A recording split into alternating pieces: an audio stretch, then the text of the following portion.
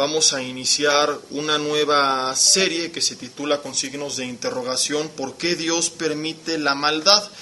Y aunque es una serie completamente nueva e independiente, es decir, no lleva un seguimiento de otras series previas o va a ser complementada por otras posteriores, es una única serie, ¿verdad? Viene formando parte de todo un curso de apologética que yo estuve compartiendo en Toluca durante bastantes años, y hasta el día de hoy hemos visto 6 módulos. Cada uno de estos módulos es completamente independiente. Ha sido la veracidad de la Biblia, que fue el primero, luego la arqueología y la Biblia, luego vimos el de sectas y religiones, cuál es el camino correcto, de allí pasamos al de Jesucristo, la verdadera historia detrás del mito, luego el de Dios y la ciencia, y creación o evolución fue el 6º y último que teníamos hasta ahora, ¿verdad? Entonces todos estos, aunque cada uno son módulos independientes, van ligados al curso de apologética porque todos van enfocados no solamente en enseñarnos a nosotros, sino también en prepararnos para poder, como la Biblia veremos que más adelante nos los demanda, poder nosotros brindar respuestas a aquellas personas que tienen dudas con relación a alguno de estos temas, ¿verdad? Entonces la idea es aprender y también prepararnos para poder defender nuestra fe y responder a las preguntas difíciles que tiene la gente. Es lo que hemos venido viendo a lo largo de estos 6 módulos. ¿Cómo sabemos que Dios no es un invento de la mente humana? Si hay evidencias de la existencia de Dios, de que el mundo fue causado y no incausado, de que venimos de la creación y no de la evolución. ¿Cómo sabemos qué es Cristo, qué es el cristianismo dentro de tantos salvadores, el cristianismo entre tantas religiones? ¿Cómo sabemos que la Biblia fue inspirada por Dios, que no fue alterada con el tiempo, que el hombre no metió mano negra? ¿Cómo sabemos que no es ficticia, verdad? Que Cristo no es un invento, si realmente Él existió, murió, resucitó. Bueno, preguntas como estas son las que a lo largo de estos 3-4 años ya que hemos estado teniendo estos cursos, son las que hemos estado respondiendo. Y ahora este nuevo módulo, el que titulamos Dios, ¿por qué Dios permite la maldad? Pues también va a enfrentar varias preguntas difíciles, ¿verdad? ¿Por qué si Dios amaba a Pedro, sanó a su suegra? Es una pregunta que hasta el día de hoy yo no le hallo respuesta. No es cierto, ya fuera de broma, bueno, parte de esta serie de preguntas difíciles que responde la apologética, que veremos ahorita qué es, tiene que ver precisamente con aquellas que van relacionadas con la existencia de la maldad en este mundo y que a veces como creyentes pues no sabemos responder, ¿no? ¿Por qué si Dios es amor? ¿Por qué si Dios es bueno vivimos en un mundo lleno de maldad, donde hay robos y asaltos y secuestros y violaciones y homicidios? ¿Por qué Dios permite las tragedias? ¿Por qué Dios permite, si es poderoso y si es amoroso, que exista maldad en este mundo? ¿Por qué si tiene todo poder no hizo un mundo donde no existiera la maldad? ¿Por qué si es justo permite la injusticia, que gente inocente vaya a las cárceles, que gente inocente sea dañada, que gente corrupta triunfe, que gente corrupta se salga con la suya? ¿Por qué, bueno, existe la maldad? ¿Por qué Dios no acaba con ella? ¿Por qué permite que miles de inocentes, de niños, de bebés mueran en catástrofes naturales, en tsunamis, en terremotos, en incendios, etcétera, etcétera, etcétera? ¿Por qué permite que niños mueran en las guerras? Y bueno, así podría seguirte bombardeando de preguntas que se hace la gente, ¿verdad? A veces con una mala intención, a veces sinceramente en su corazón ellos se cuestionan, bueno, en medio de este mundo de tanta maldad, ¿cómo me puedes decir, más allá de lo que la Biblia dice, que Dios es amor, que es todopoderoso, si vemos un mundo pues lleno de tanto sufrimiento, ¿verdad? Ahora, no solamente tenemos preguntas, sino que a esta serie de preguntas podemos añadir algunos razonamientos como los siguientes. Número 1, por ejemplo, te hago 2 preguntas. La primera es, ¿Dios es el creador de todo lo que existe? ¿Sí o no? Lo dice la Biblia. Ahora, ¿la maldad existe? No la podemos negar. El razonamiento de muchos es, bueno, si Dios es el creador de todo lo que existe y la maldad existe, Dios es el creador de la maldad. Y muchos creyentes no saben cómo responder, se les pone la piel china de gallina y no saben qué responder ante planteamientos como estos. Otro, el diablo es el autor del mal, dicen algunos. Dios creó a Lucifer, Lucifer se convirtió en diablo, por lo tanto Dios es o el autor o el responsable, si no, del mal. Otro, si Dios fuera bueno habría terminado con la maldad. Como no lo ha hecho es que Dios no es bueno. Otro más, si Dios fuera todopoderoso, todo estaría bajo control. Como no todo está bajo control, entonces o Dios no existe, o si existe no es tan poderoso como la Biblia y los cristianos hacen creer que lo es. Y así podríamos seguir con varios razonamientos, con una larga lista de interrogantes que la gente hace acerca de la maldad, de planteamientos. Y queridos amigos o hermanos, todos estos planteamientos, todas estas preguntas tienen respuestas y nosotros necesitamos prepararnos para poder responder. Entonces, esta serie tiene dos propósitos. Estamos viendo en este primer mensaje apenas todo lo que es la introducción de lo que vamos a ver, de por qué es importante, y si nos da tiempo veremos un poco acerca también de qué es el mal, ¿verdad? ¿Cuál es el primer propósito? Para aquellos que no creen o que tienen dudas, a lo mejor aquí este grupo es minoría, la mayoría de los que aquí estamos creemos y no tenemos dudas y estamos aquí por otras razones, pero no podemos negar que hay un gran grupo de personas que tiene dudas como las que acabamos de plantear, que presenta razonamientos como los que acabamos de plantear. A veces a nosotros como creyentes se nos van a venir a la mente, porque ser creyente no quiere decir que no habrán momentos de duda. Pedro llegó a negar a Jesús 3 veces, Juan Bautista llegó a cuestionar si Jesús era o no el Mesías. ¿Por qué? Por el sufrimiento que él estaba viviendo, porque él ya había presentado a Jesús como el Mesías, lo había bautizado públicamente, había escuchado la voz de Dios mientras el Espíritu Santo en forma de paloma descendía sobre Cristo, Dios diciendo: este es mi Hijo amado, en el cual tengo complacencia, a él oíd. Y a pesar de eso, cuando Juan Bautista la pasa mal y va a la cárcel, envía a preguntarle a Jesús si era el Mesías o habría de venir algún otro. A veces el sufrimiento cuando nos rodea como Juan, cuando estamos en situaciones que no comprendemos, cuando estamos frente a tragedias que no comprendemos, cuando nos enteramos de tantas malas noticias y contemplan nuestros ojos un mundo de tanta maldad, es normal que lleguen a pasar por nuestra cabeza interrogantes como estas, ¿verdad? Entonces, para aquellos que no creen o que tienen dudas o que tienen conflictos porque no logran entender cómo es posible que exista un Dios que es poderoso, que es justo, que es santo, que es perfecto, que es amoroso, en medio de tanta maldad, en medio de tanto sufrimiento, como un Dios con las características que la Biblia describe de amor, de poder, de justicia, de santidad, existe en medio de toda esta maldad y sufrimiento. ¿Y por qué, si es como la Biblia dice, no hace algo? Y a todos ellos se les van a brindar respuestas a lo largo de esta serie. Hay que aclarar que estas respuestas para ellos, y que a nosotros nos va a preparar, como ahorita veremos que es el segundo propósito, para brindárselas, estas respuestas no van a hacer que la gente crea. O sea, no es la idea dar argumentos que hagan que la gente crea, porque la fe es por el oír por la palabra de Dios, Romanos 10:17. Entonces, la gente no va a creer ni con argumentos, ni con evidencias de Dios, ni con responder a sus preguntas, ni con ver milagros. Tenemos en la historia de Lázaro y el mendigo que el rico, ¿verdad?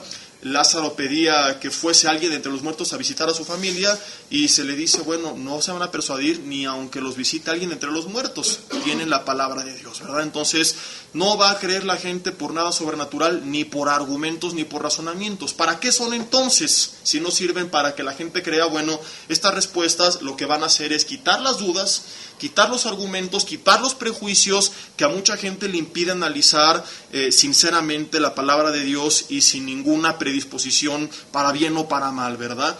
Porque cuando la gente viene a la Biblia a veces no puede profundizar o no puede entender ciertas cosas porque ya tiene de antemano algunas ideas, yo le llamo basura en su mente, que le impide analizarla de una forma objetiva, con un corazón honesto. Ya hay algunos prejuicios de cosas que han recibido, ya sea su educación, su infancia o lo que estamos platicando, ¿verdad? Entonces, antes de que la gente lea la palabra de Dios, lo que se tiene que hacer es quitar todo estorbo. Yo lo comparo a una construcción que tú quieres levantar, pero antes de empezar a cimentar y a poner los ladrillos y los, ¿cómo se llaman? Los castillos y las traves, primero tienes que aplanar el terreno, y antes de aplanar el terreno tienes que quitar todo el escombro, toda la basura, todo aquello que impide que se levante la construcción.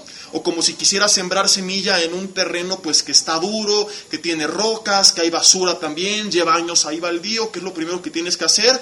Tienes que quitar todo lo que estorba, toda la basura y todo el escombro, para que entonces quede la tierra fértil y que se pueda sembrar la semilla. Y así es el caso de mucha gente con relación a la palabra de Dios. Tú llegas y les predicas, les hablas el evangelio, etcétera, etcétera, pero a lo mejor entre la tierra, que es su corazón, y la semilla, que es la palabra, hay un montón de escombro, cosas que han pasado, cosas que han oído, doctrinas que les han enseñado, cosmovisiones que les han inculcado, que les impide recibir la semilla. Entonces, antes de que llegue la semilla, tú tienes que quitar toda esta basura para que entonces pueda penetrar la semilla. Ojo, no significa que todos van a creer, porque Jesús nos habla en la parábola del sembrador, ¿verdad?, de diferentes tipos de terreno, y aun cuando no hay estorbo entre la semilla y el terreno, a veces la gente pues no recibe la palabra. O sea, mucha gente al quitar este escombro va a recibir la palabra y va a creer, mucha no lo va a hacer, pero nosotros tenemos que estar preparados para quitar ese escombro. Esto en teología se le conoce como preevangelismo. ¿Qué es el preevangelismo? Bueno, como el nombre lo indica, preevangelizar, preparar el terreno o despejar el camino antes de evangelizar. Yo me acuerdo hace algunos años en Toluca que estábamos con el grupo de evangelismo en el centro de la ciudad y empiezo a compartirle el evangelio a un joven y después de 20 minutos de echarme todo un rollo le pregunto, ¿y cómo ves todo eso? Y dice, pues está muy chido, pero soy mormón. Entonces para él fue como si lo hubiera hablado con el TV Notas, porque él no creía que la Biblia era la palabra de Dios, él no creía que Cristo fuera el Mesías, él creía en la Biblia más otros libros sagrados, y lo primero que teníamos que hacer entonces era mostrarle por qué Cristo, por qué la Biblia, por qué no los otros libros, para entonces poderle compartir con la palabra de Dios. En la Biblia pues hay algunos ejemplos de preevangelización. Cuando Elías regresa por segunda vez a Israel, después de que había dejado de llover sobre la tierra durante 3 años y medio, y Dios le manda a predicar la palabra y a orar para que volviera a llover. Antes él tuvo que enfrentar a 450 falsos profetas de Baal, eran el escombro, le inculcaban a la gente la adoración a Baal, que era un ídolo falso. Entonces lo primero que tuvo que hacer era demostrar que era un Dios falso, que esos 450 profetas eran falsos profetas que predicaban una mentira, y una vez que ellos fueron desenmascarados, entonces la gente pudo arrepentirse y rendirse nuevamente al Señor. Antes no, porque aunque conocían la palabra, también conocían de Baal y creían en Baal. Primero tenía que haber un preevangelismo, quitar el escombro que eran los profetas de Baal y la doctrina de Baal. Jesús, cuando le predica a la mujer samaritana, primero rompe también las barreras sociales y religiosas que había entre ellos. Tenemos también a Pablo en Hechos 14, 17, 24, 26, donde primero prepara el terreno para después sembrar la semilla. Entonces, resumiendo, ¿cuál es el primer propósito de esta nueva serie que vamos a iniciar? Que aquellos que no creen, que tienen dudas, que son sinceros, que están buscando respuestas, las puedan tener para quitar el escombro, y que estudien la palabra de Dios, y entonces ya pasará lo que tenga que pasar. Unos creerán, otros ni aún así lo harán. Y en segundo lugar, ¿cuál es el propósito para la mayoría de todos los que están aquí reunidos? Es decir, todos ustedes que en la mayoría ya creen, que buscan o que buscamos a Dios sin necesidad de responder a estas preguntas, sin necesidad de evidencias, de argumentos. El propósito para todos nosotros, bueno, pues es, como la palabra nos los manda, aprender y prepararnos para poder nosotros responder y defender nuestra fe. Por eso es que esta serie forma parte de lo que de lo que en teología se conoce como la apologética, que es la materia de la teología que se dedica a la defensa del Evangelio. La palabra apologética viene de apología, que significa defensa. Ahorita veremos dónde está esto en la Biblia. Ahora, la apologética, el prepararnos para responder preguntas como las que hicimos al principio, tanto de esta como de las series previas, no tiene que ser exclusiva de un instituto teológico. Mucha gente cree, oye, esto es nada más para el instituto teológico. No, señor, esto tiene que ser parte del aprendizaje y del discipulado y la enseñanza de cada congregación y de cada creyente. ¿Por qué? Porque te quiero hacer una pregunta. ¿Quiénes van a enfrentar preguntas como las que hicimos? ¿Quiénes van a enfrentar estas preguntas difíciles? ¿Solamente el pastor? ¿Solamente el predicador? ¿Solamente el cantante? ¿Solamente el maestro? No, todos. ¿O no tienes vecinos? ¿O no tienes hijos que van a la escuela? ¿O no tienen tus hijos maestros en la escuela? Entonces, en la escuela, en el trabajo, en la casa, en la oficina, en la calle, va a haber gente con estas preguntas. Van a llegar tus hijos con estas preguntas. Porque alguien se los dijo, porque ellos lo vieron, porque alguien se los sembró. Es muy común que gente que nos rodea tenga estas dudas. Y por eso es que todos nosotros tenemos que prepararnos y conocer estas cosas, como de hecho, queridos amigos y hermanos, nos lo demanda la Biblia. Así que yo los felicito a todos aquellos que están ya sea aquí presencialmente en esta serie o escuchándola a través de algún audio, porque están cumpliendo con una instrucción de la palabra que es poco tocada a veces en el púlpito. En el púlpito se nos dice tenemos que orar y que leer y tenemos que dar testimonio y tenemos que predicar la palabra, y así de importante como es para que alguien conozca de Cristo el que prediquemos, el que le reflejemos, etcétera, etcétera, es también que nosotros nos preparemos Porque a veces salen personas con muy buenas intenciones y con mucha pasión y ánimo a querer hablar la palabra, pero no están preparados y entonces no pueden potencializar al máximo esa pasión que ellos tienen, porque no han cumplido con la instrucción que da Dios a través del apóstol Pedro en su primer carta, capítulo 3, versículo 13. Si quieren leerla juntamente conmigo. Primera de Pedro, capítulo 3, versículo 13 al 15. Estamos para aquellos que llegaron tarde. No se preocupen, no fueron los únicos. Todos, incluyéndome, lo hicimos. Bueno, excepto como 10 hermanos que ya estaban aquí. Viendo el tema titulado Introducción y qué es la maldad. Si nos da tiempo responderemos también esta primera parte del tema.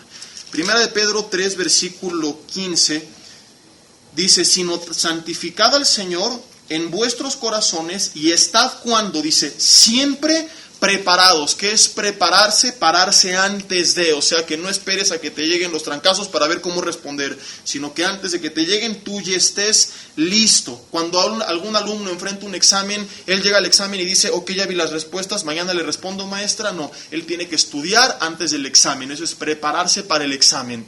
Nosotros tenemos que estar preparados antes de salir a hablar del Señor, de querer hablar de nuestra fe. Tenemos antes que estudiar las respuestas del examen. Siempre va a haber preguntas que no sepamos, ¿verdad? Porque es imposible que lo sepamos todo, pero la idea es no que tú digas ya lo sé todo, sino que tú estés preparándote cada día para seguir aprendiendo más y más y más. Es un error y es algo antibíblico que un creyente esté estancado y que no se esté preparando, porque la Biblia nos manda estar preparados para presentar defensa. Adivina cuál es la palabra griega que se utiliza aquí, que se traduce como defensa.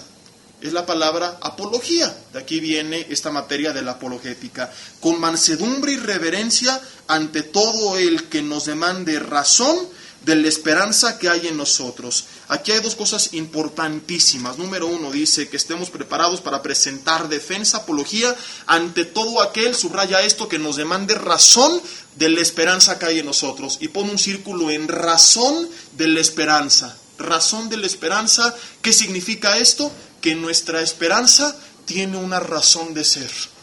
Ahora, ¿qué es la razón? Cuando alguien dice tú tienes la razón, ¿qué significa? Que estás en lo cierto, que explicaste la verdad con argumentos coherentes y comprobables. Yo tengo la razón, no tú tienes la razón. Bueno, vamos a ver quién tiene la razón. Y al que al final se le da la razón es el que presentó la verdad de cómo fueron las cosas. Algo razonable es algo verificable, algo comprobable, algo que es lo opuesto al fanatismo, a caminar a ciegas, etcétera, etcétera, etcétera. Y la Biblia asombrosamente dice algo muy contrario a lo que se predica en muchos púlpitos, que la fe es ciega. Yo no sé quién fue el primero que dijo esa brutalidad, y el segundo que la siguió predicando, y el tercero que lo repitió, y todos los demás merolicos que les creímos, porque ahorita vamos a ver que esto no es así. La Biblia dice, tomando esto para empezar, que nos preparemos para presentar defensa ante todo aquel que nos demande razón de la esperanza que hay en nosotros. La conclusión es que nuestra esperanza tiene una razón de ser. Podemos defender la esperanza, lo que creemos, nuestro destino eterno, es algo razonable. La fe ciega, no, la fe no es ciega. La definición que la Biblia da para la fe es totalmente lo opuesto. Hebreos 11:1 dice que la fe es la certeza de lo que se espera. ¿Y qué más? La convicción de lo que no se ve. ¿Qué es certeza? Es estar seguro de algo. ¿Qué es convicción? Es estar completamente convencido y seguro de algo. La certeza de lo que se espera. ¿Qué es lo que esperamos? Todas las profecías de la palabra que están por cumplirse, todas las promesas de la palabra que están por cumplirse. Caminar por fe no es, pues a ver, a lo mejor se hace, quién sabe, y si no, pues ya ni modo, yo tuve fe. No, caminar por fe es decir, Señor, estoy seguro que todo lo que tú dices que se va a hacer, y no tengo la más mínima duda. La convicción de lo que no se ve, que es lo que no se ve, el mundo espiritual y el mundo pasado. Y aún así podemos tener la convicción de que eso que no vemos y que no vimos es algo real. Ahora, bienaventurados, como Jesús le dijo a Tomás, quienes sin necesidad de ver, creyeron, ¿verdad? Pero aquellos que quieran que se les presente argumentos basados en la razón, que se les den respuestas, que se les den evidencias, la Biblia no les condena. ¿Sabes qué hace la Biblia? Se las da y nos ordena que se las demos. Cuando Juan Bautista dudó, ¿Jesús lo condenó o le dio respuesta? le dio respuesta.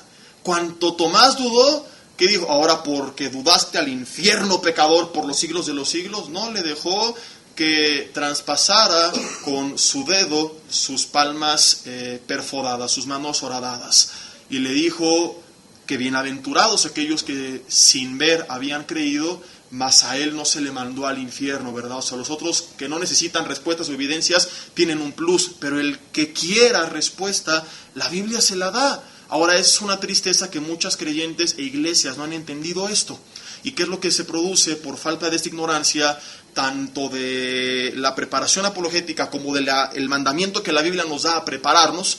¿Qué es lo que pasa? Que cuando alguien interroga sinceramente, porque a lo mejor desde niño tuvo la influencia de padres ateos o de maestros ateos, o porque pasó un momento difícil, porque la vida le ha dicho a gritos pues que está solo, que Dios no está con él, porque tiene algunas dudas como las que planteamos al principio, porque alguien le presentó razonamientos como los del principio. Cuando alguien presenta estas interrogantes, muchos creyentes suelen enojarse y su respuesta es mandarlos al infierno. Así pues, al infierno. ¿Por qué? Por pecador, por incrédulo.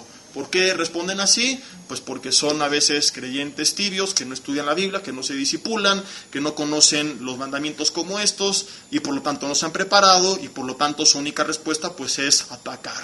Yo he oído cristianos que cuando les preguntan algo dicen, está bien, si no quieres creer, no creas, allá tú, arderás en el infierno con tu padre el chanclas, pecador, posdata, Dios te ama, ¿verdad? Y le preguntas, ¿cómo te fue? Tenía el corazón endurecido, tan endurecido su corazón como tú la cabeza hueca, ¿no?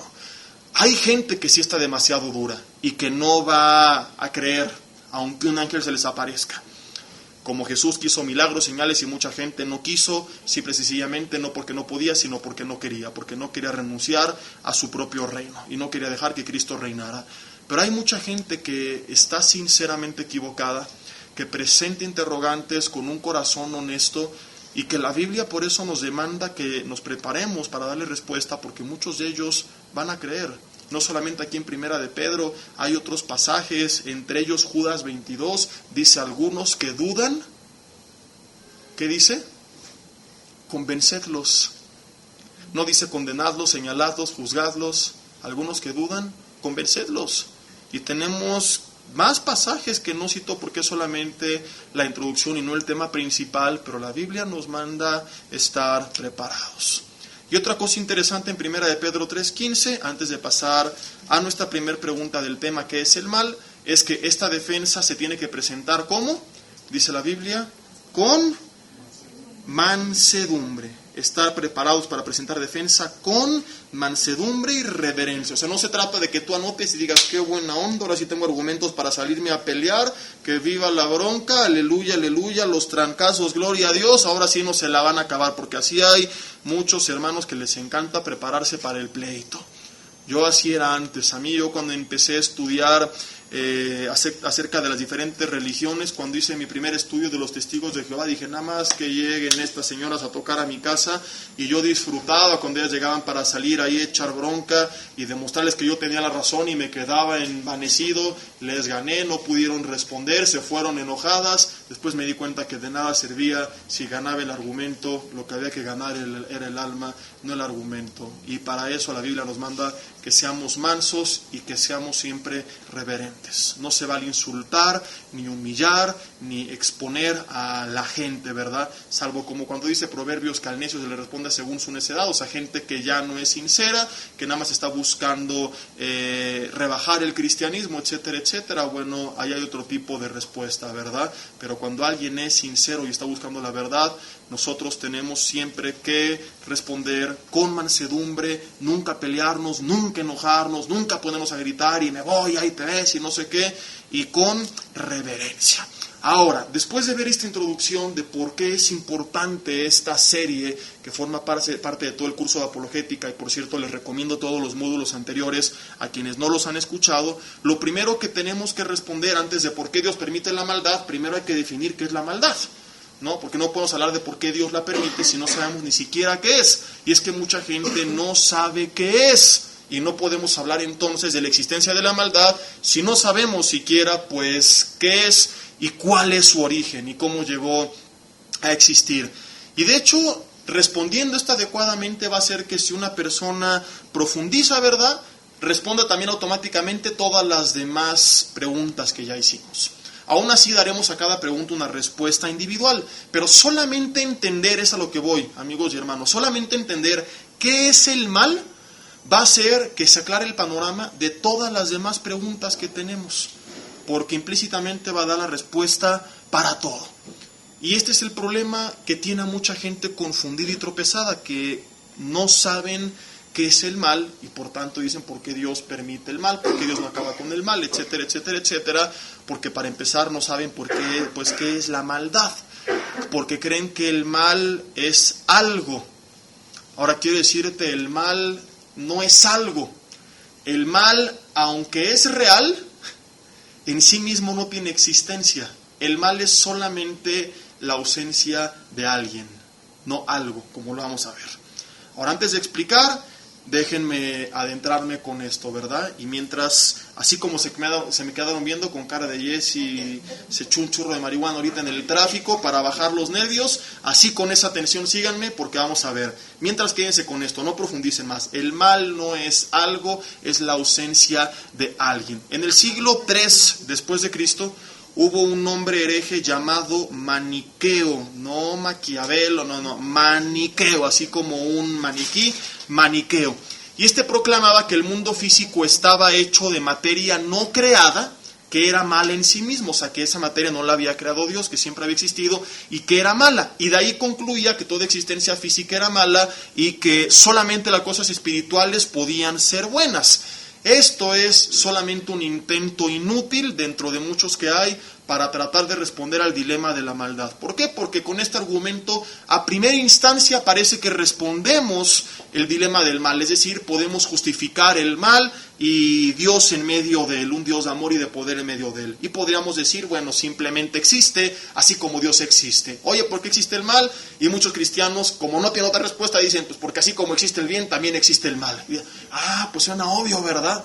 Sí, pues suena obvio. Entonces, Dios no es tan poderoso porque tiene un antagónico, se le dice, o un antónimo, tiene un polo opuesto, que así como Dios existe, también existe el otro, y Dios no puede hacer nada. Entonces diríamos, Dios no es tan poderoso.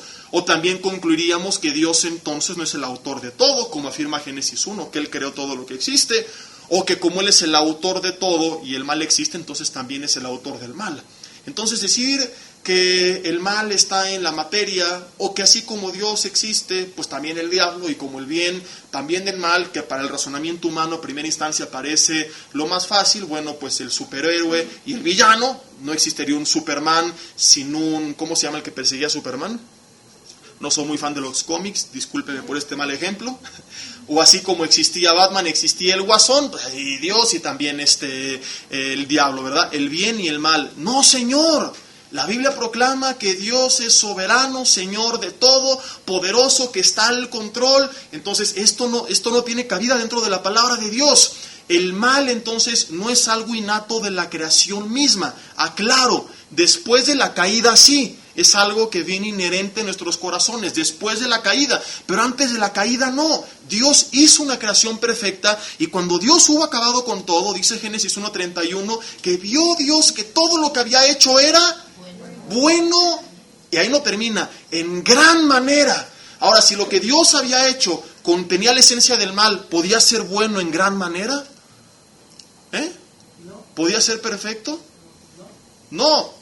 Entonces, ¿cómo es que existe el mal y que todo lo que Dios hace es bueno?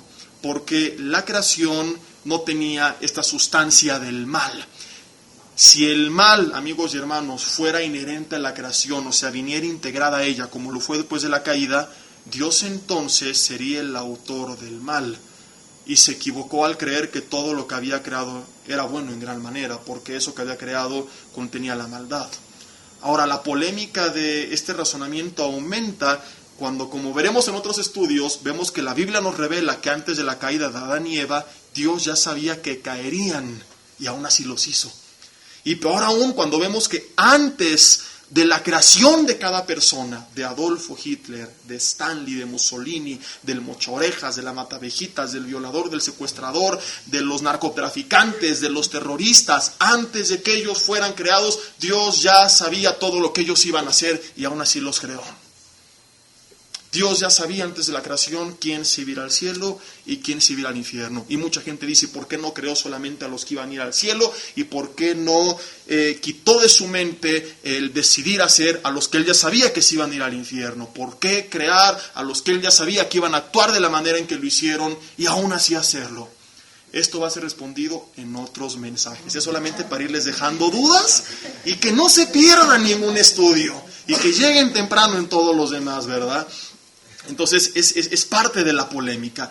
Volviendo al punto, dice la Biblia, todo lo que Dios hizo era bueno en gran manera, de modo que no había mal en la creación. Así que no podemos dar como respuesta el argumento de Maquineo. El mal no es una sustancia que pueda adquirirse, porque entonces Dios, como el autor de todo, también sería el autor del mal. ¿Qué es el mal? No es algo, es la ausencia de alguien. Y ese alguien es Dios. Déjenme explicar esto. La Biblia describe a Dios con varios atributos. ¿Alguno por aquí? ¿Nadie sabe ningún atributo de Dios? Soberano. Dios es soberano, Dios es justo, Dios es santo, Dios es perfecto, Dios es bueno, Dios es amor, esto lo sabe hasta un niño de 3 años, etcétera, etcétera, etcétera. Hay que aclarar, y ahorita vamos a ver de qué forma se relaciona esto con la existencia del mal. Dios no es la suma de todos los atributos, o sea, Dios no es amor más justicia, más paz, no. Dios es todos ellos juntos. No es la suma de muchas unidades, es una sola unidad. Podemos describir cada uno de ellos, pero es inadecuado creer que Dios es cada una de esas cosas. Dios es todas esas cosas al mismo tiempo. Todos estos atributos manifiestan o revelan alguna verdad relacionada con Dios, pero Dios es todo esto. Cuando hablamos de los atributos de Dios, no hablamos de características que tiene, ojo, hablamos de características que describen lo que es. O sea, Dios no posee bondad, Dios simplemente es bondad. No posee amor, Dios es amor. ¿Y por qué es importante entender esto? Porque todo lo que Dios hace es influenciado nada más y nada menos que por Él mismo. O sea, por nada ni nadie, sino solamente por Él mismo. Y no puede actuar de otra forma a lo que Él es, o sea, a sus atributos. Por ejemplo, no sabemos que es amor porque ama. Al revés, porque es amor, Él ama. Y no puede hacer otra cosa que amar.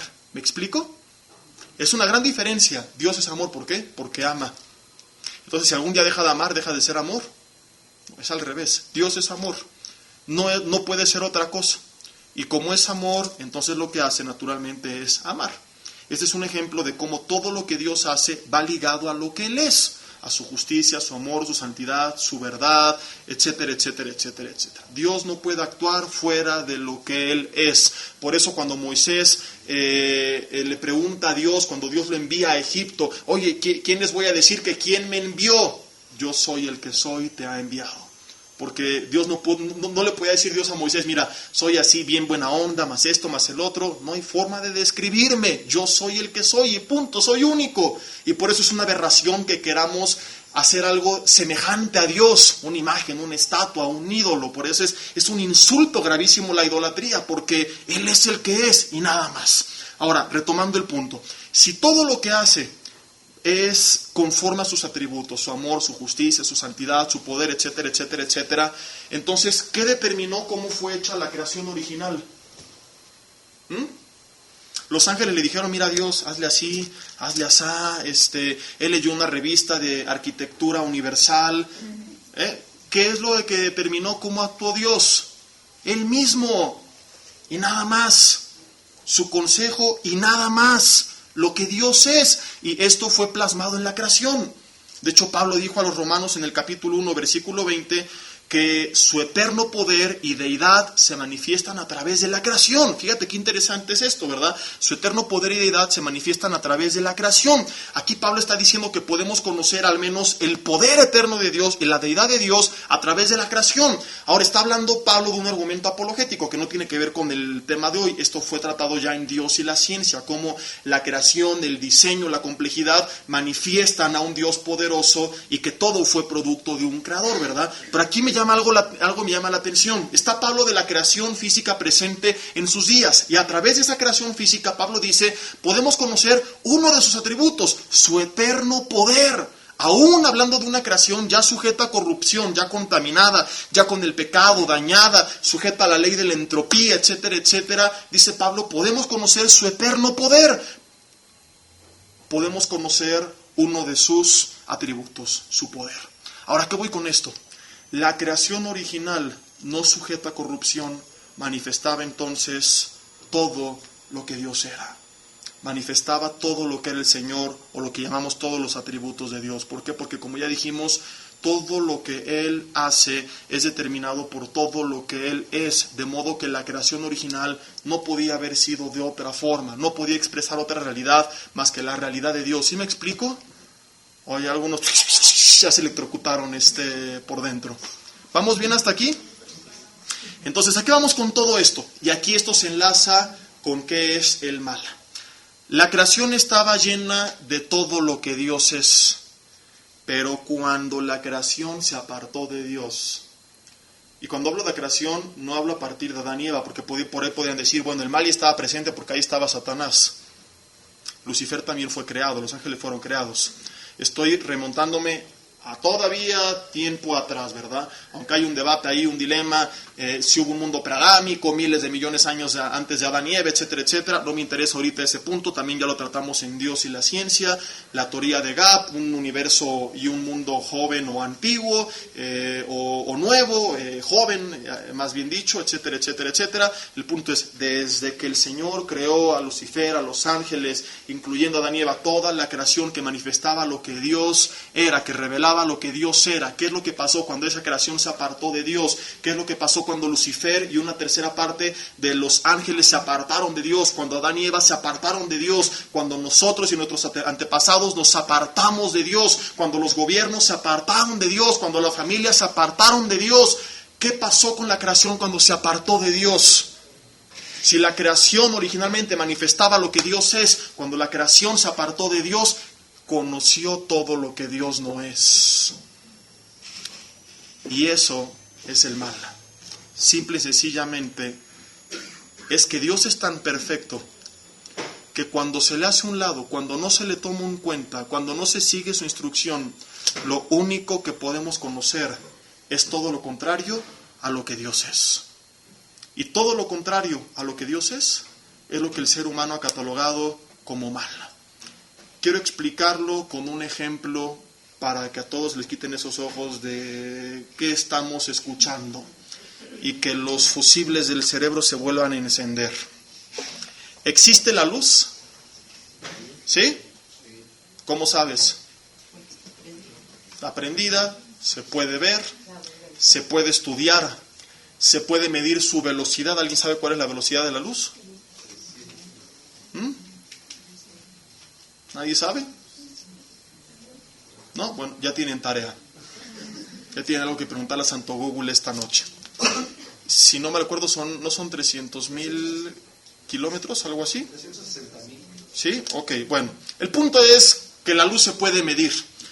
La luz se puede ver y tú puedes pasar un rayo de luz a través de un prisma y va a descomponerse, un prisma de cristal, en colores diferentes. Podemos verla, podemos estudiarla, podemos medirla. Si existe, es algo real. Mi siguiente pregunta es, ¿existe la oscuridad? Es real, pero no es algo, sino la ausencia de algo. ¿Puedes medir la oscuridad? ¿Puedes medir la velocidad de la oscuridad? ¿Puedes ver la oscuridad?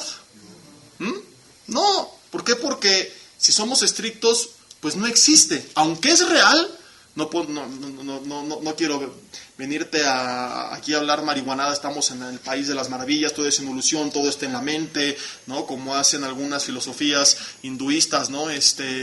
Nada es real, etcétera, etcétera. No, la oscuridad es real, pero no existe.